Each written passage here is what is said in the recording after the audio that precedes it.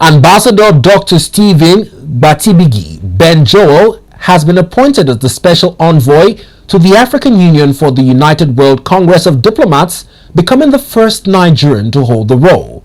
The appointment was disclosed by Ambassador Professor Jose Rodriguez, Global President and member of the Supreme Council International of the United Nations World Congress of Diplomats, in recognition of Ambassador Ben-Joel's unwavering commitment to diplomacy and international cooperation.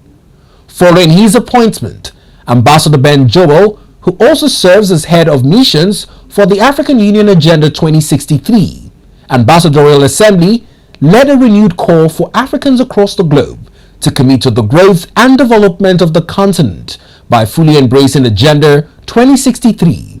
He made the appeal at the recently concluded 11th session of the African Regional Forum on Sustainable Development in Kampala, Uganda.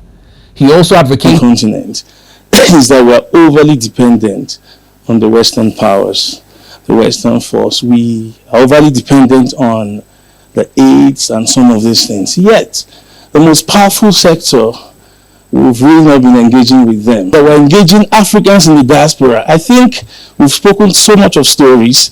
We need to start acting. We need to start engaging the grassroots. We need to start making things to happen.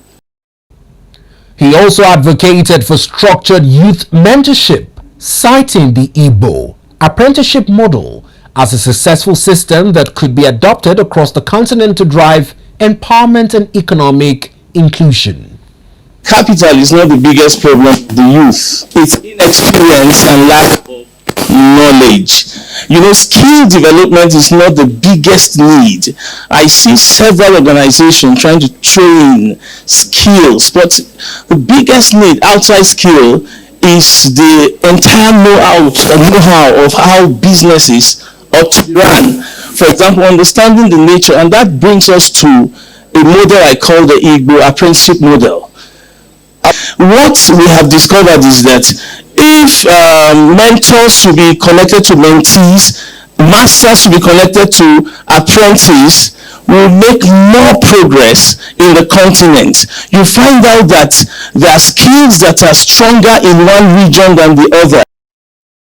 In a related address, Executive Secretary of the United Nations Economic Commission for Africa, Mr. Clever Gatete, highlighted the importance of investing in human capital and strengthening institutions to sustain Africa's development ambitions.